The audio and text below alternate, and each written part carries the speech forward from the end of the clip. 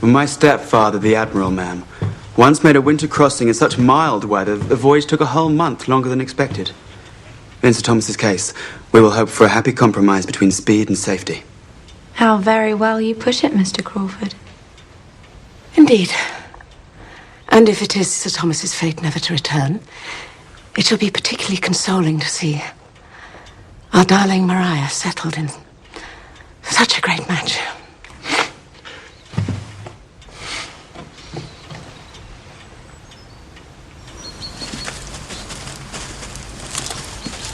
Maria is without her parasol. Fanny. Maria catches a headache, we shall all suffer.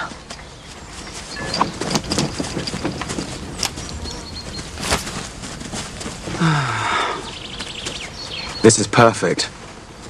I'm tempted to call it too perfect. If this were mine, I would introduce an element of the unexpected, of romance. A ruined castle, perhaps. We have no castle to ruin, sir. It is only pretense, Miss Julia. One builds and ruins at the same time.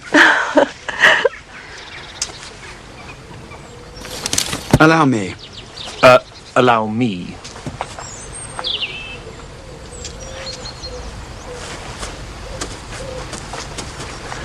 Oh, my ankle. Here. Thank you.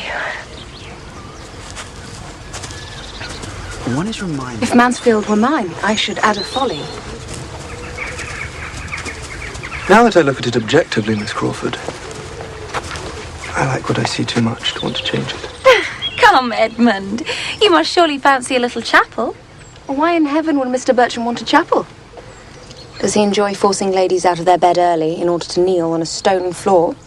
Especially unpleasant if the poor chaplain isn't worth looking at. I am shortly to be ordained as a clergyman, Miss Crawford. Well, then you must forgive my pleasantries, Mr. Bertram. I did not know.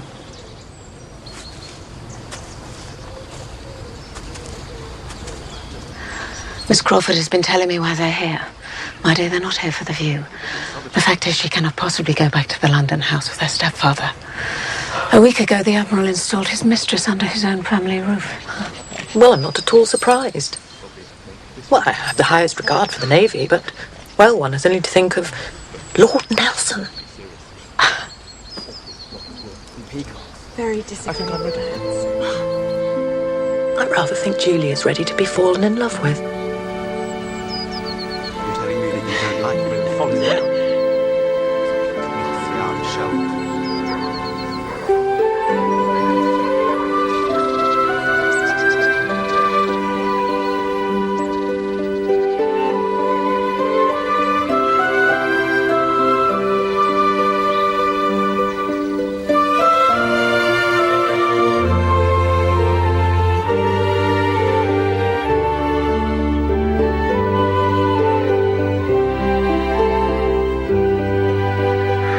I like your Miss Bertrams exceedingly.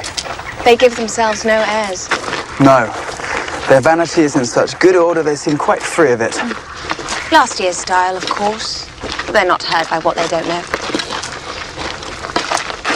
And you like Julia best? Ah, yes. You know, when we arrived, I mistook little Miss Price for a servant and gave her my hat. Do you really like Julia best? Maria is generally thought the handsomer. So I should suppose. Poor Julia couldn't choose her nose. If she could, I doubt her taste would improve on it. But she is charming. The sisters are different, but equally charming. They are. And charmed. I think you might have popped them both under your arm and run off with them. Both. Either.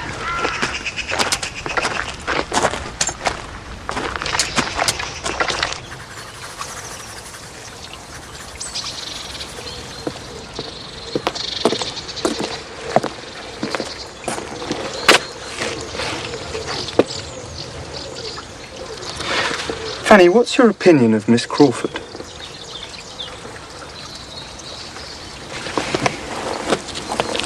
She has every virtue, fortune, and a pretty face.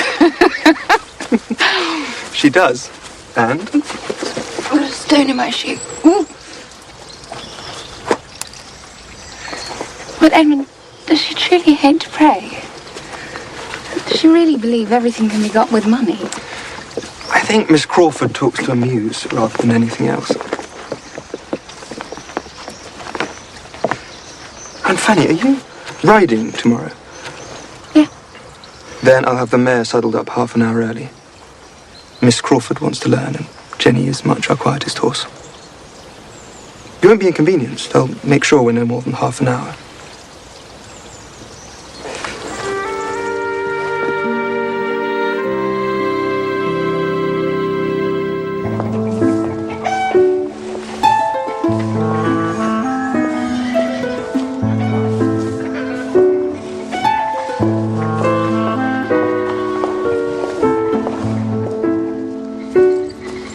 So you are to be a clergyman?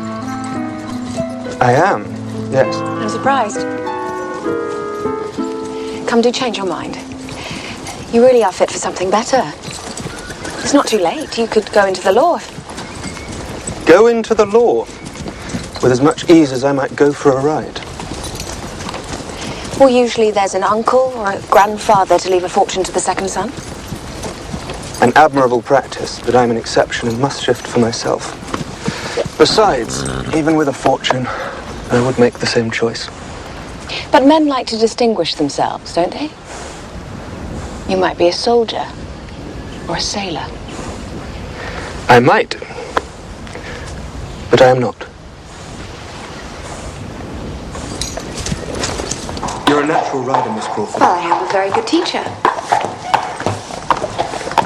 Fanny, we're late. I'm so sorry. Really, it's of no importance. Oh, I'm sure it is. I do apologise. Your cousin and I had so much to talk about, we quite forgot you. But selfishness must always be forgiven, you know, because there's never any hope of a cure.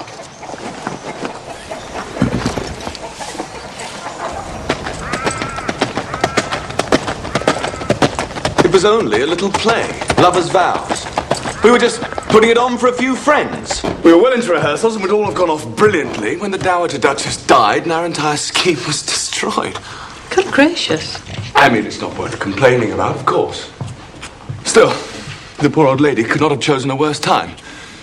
If only the news could have been suppressed for the 3 days we needed. Well, she was a grandmother after all, and she did die 100 miles off. I'm sure you're very much to be pitied, my dear. But all is well, ma'am, for now Mr. Bertram is to take the Baron, and I am to be Count Cassel, ma'am, and come in 3 times, and have 42 speeches, which is no trifle. Ah, Miss Crawford. Delighted. Mr. Bertram.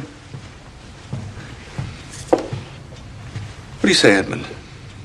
Small, dark and bright. We have our Amelia. I'm engaged and dismissed in one breath. It's been a great while since I trod the boards. Today I feel as if I could be anything and everything. I am of some use, I hope, in preventing any unnecessary expense. Come, Fanny. It is a shocking trick for a young person to always be lolling upon a sofa. You really must learn to think of other people. I'll never have these curtains finished in time for the performance. You're not seriously putting on the play here. Well, certainly we are. Why not? Look, it's a slight piece, I know, but... Do you think this is too modern? Where's Mr. Crawford? I want his opinion. For one thing, we know Father's on the return journey now and in constant danger. For another, yes. And if we can keep my mother's spirits up, I shall think our time well spent. It's a very anxious time for her. What is it? What? I was not asleep. For another, you have asked Maria to play the mother of an illegitimate child. Oh, do not act in anything improper, my dear. Sir Thomas would not like it. You know Father wouldn't like his grown-up daughters to be acting. I know my father as well as you do. I'd imagine no one in this house can see or judge but you. Perhaps Edmund doesn't realise how much I'm relying on him. You see, I'm to be Amelia, but there's no